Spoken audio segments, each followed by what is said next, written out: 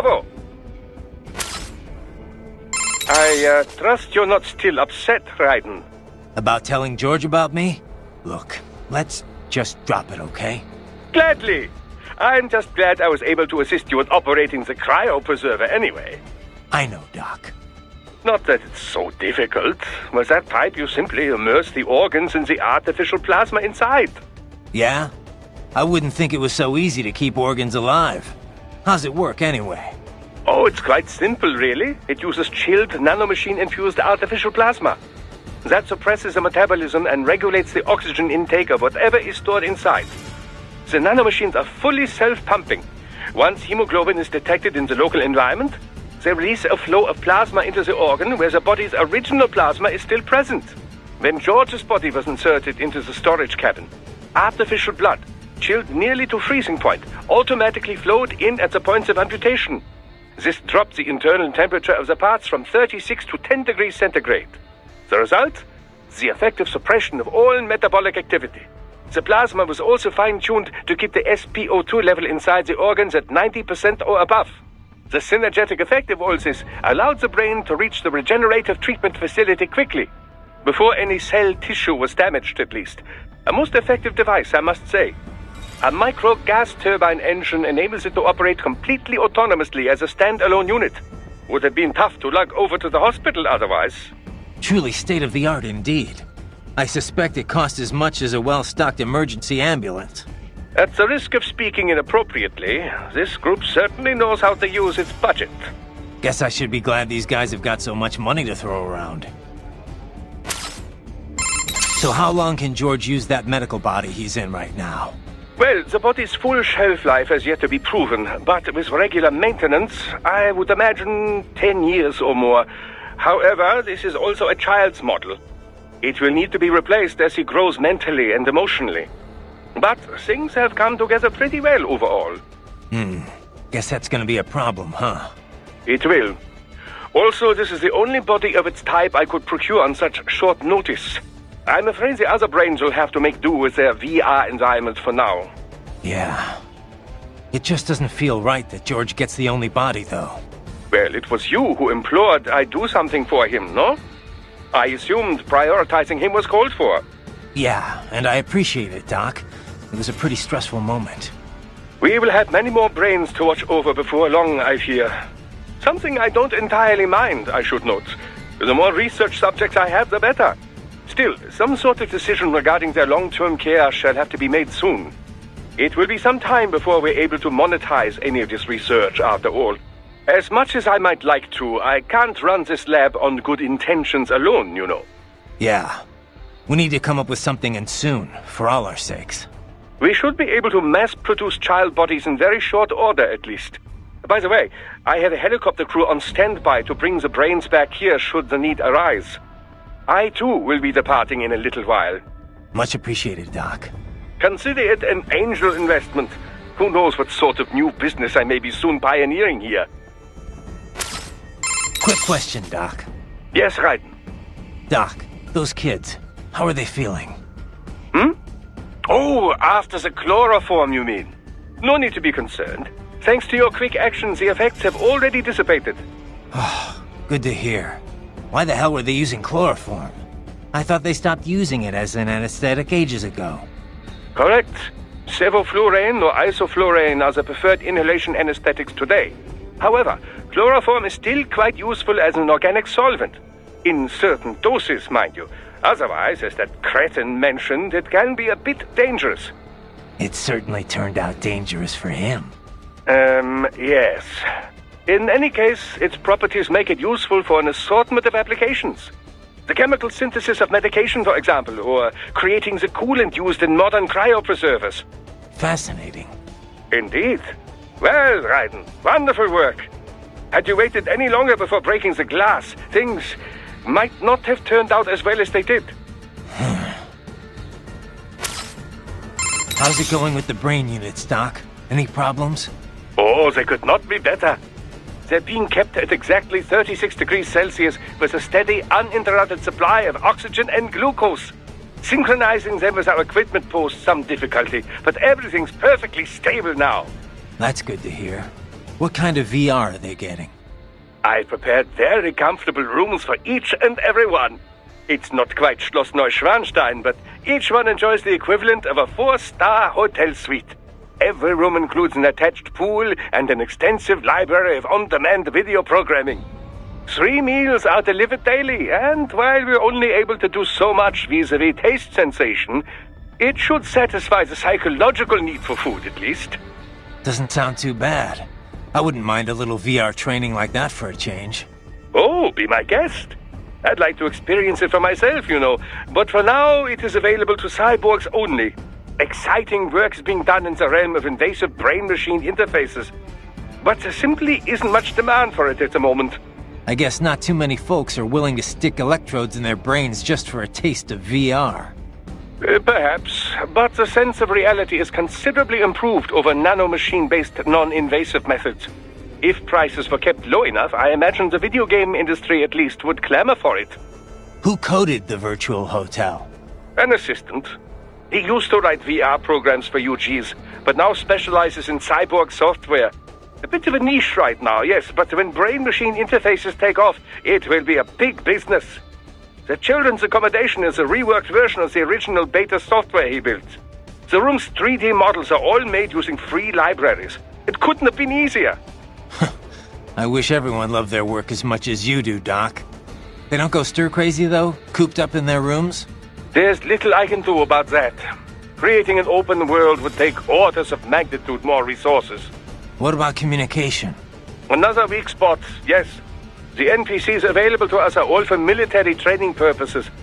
It will be some time until we see VR characters capable of convincingly human interaction. Sadly, we're also not yet able to connect multiple brains to a single VR space.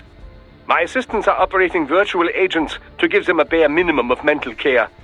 But our team is limited in size, and none of us are medical professionals, you know. They can't stay in there forever. So, Doc, what are we gonna do with those brains? Well, I appreciate the bountiful data we've gleaned from them so far, but they're certainly draining a great deal of my lab's resources. If not for the costs, we'd gladly host them well into the future. Don't think I can cover that. I'm unemployed now, remember? Besides, it wouldn't be healthy for the kids. It's certainly more healthy than a hard-scrabble life in a disease-ridden alley. Well, if you put it like that, yeah. But they can't even engage in real human interaction. They're facing an entire life spent in a virtual room. It's not right. Well, we could expand their VR quarters and add more human communication. Would that work? You're missing the point, Doc. I spoke in jest. In fact, we've already begun researching a prototype child body. But you must realize our lab cannot provide these bodies free of charge. Yeah. And once in physical bodies, the question then becomes how they will live after that. Well, alright, let's pick this up later. I gotta worry about the brains at World Marshal for now. Yes. Worry about getting that data first.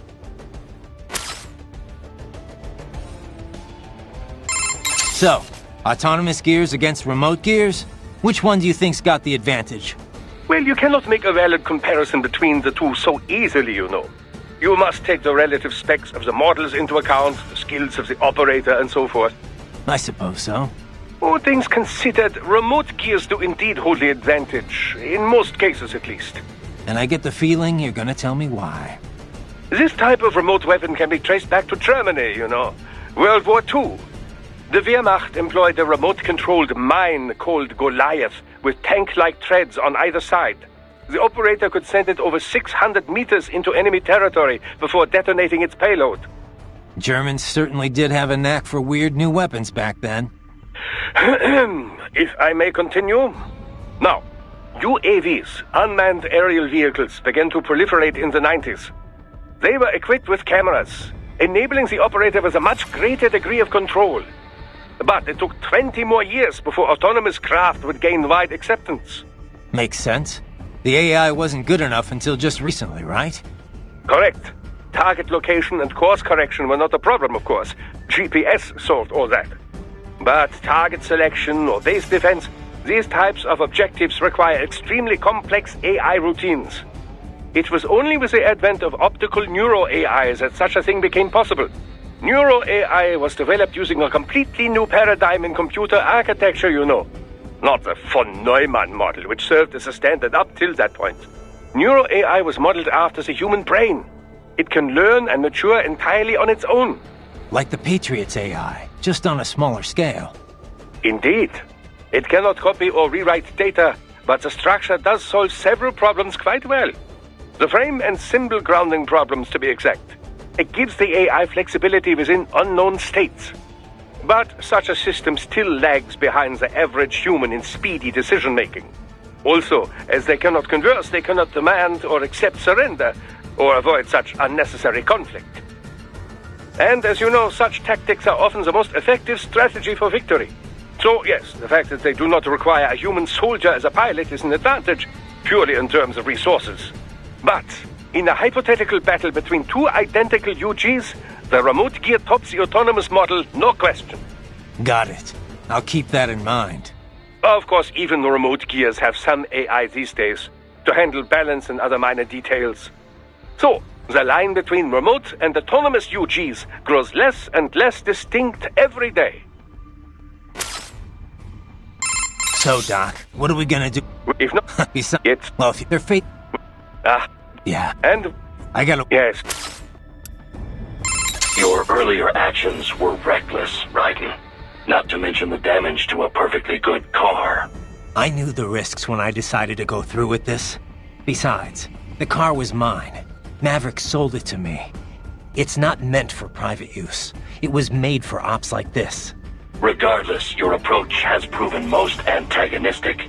You are now a criminal, a public enemy, a police-killing vigilante. Even if your actions reveal World Marshal's designs, you will be unable to avoid legal punishment. Probably not. But that's a price I'll have to pay. I gotta stop that VR program and get those kids back. I sealed my fate the second I attacked George. But George is not dead. In fact, he has obtained an even more versatile body than his previous one. I'm not talking about that. I'm talking about me. I was a child soldier in Liberia, like Miss Trawl said. I was a mentally deranged child. People feared me, called me Jack the Ripper. A result of the so-called Sears program. I thought I'd left it all in the past. But just like that, Jack came roaring back. This is why you are so driven to terminate the VR training. I understand. I will continue to cooperate. Copy that. I am setting goal markers on your Soliton radar. Use them to follow me through this area. Good boy. I will ignore the condescension and take that as a compliment. You are welcome. So, how much do you know about how Desperados operated? I was at the lowest possible tier of information disclosure, beneath standard contractors. As it was explained to me, contractors need at least some information divulged to them. I did not. As a machine, I had no contract and no rights. I was kept in the dark. My knowledge is no deeper than what is already generally known throughout the industry. Couldn't you hack into their network or something? You're an AI. Perhaps, if I had free access to a computer. Also, hands. Those are necessary to operate a keyboard. Yeah, but you are a computer. It is not so simple. There are protocol issues. Neuro AIs are far closer in structure to the human brain than standard von Neumann architecture computers. Well, I would have tried anyway. Did you have contact with anyone besides Miss Trawl? I engaged in tandem field operations with Sam on several occasions. However, he was even more difficult for me to comprehend than Miss Trawl. I bet. So you said it took 3 years to learn how to speak, right? Given enough time, could any AI be taught that too? I cannot assert that. A neuro AI is only capable of learning new things, not growing and replenishing its own cells. Thus, each neuro AI is equipped with a predetermined capacity that cannot be altered. My AI contains 90 billion more than a human being. A normal LQ-84 model possesses only 1.6 billion. That's a big difference. Relatively, yes. I doubt any amount of learning period would enable an LQ-84 to speak. It would be similar to attempting to teach a dog how to converse. A combination of appropriate instruction and an ample neuron count are required to accomplish the feat. So if someone else made a neuro-AI with the same capacity or more... Other AIs as conversant as I are a possibility, yes. Robotic pets with neuro-AIs are already on the market. And I understand research and development are underway to create a model capable of conversation. Do not be surprised if such a pet becomes available before too long. If that becomes commonplace, hard to imagine. Is it? The human race has willingly embraced all of its other inventions so far. Steam engines, electricity, the internet, cyborgs. Perhaps the day will come when conversing with AIs, too, is considered perfectly normal. Maybe. As normal as being a cyborg is now, at least. The most significant challenge would be in crafting the appropriate training regimen. The only way to establish an effective learning system is through sheer trial and error. And it will take even more time to virtualize and optimize that system for mass production. One could say my own existence is due in no small part to simple luck. Of course, I was a failure as a weapon as well. Failure or not, you're better off than an AI that knows nothing but how to fight. I am pleased to hear you say that.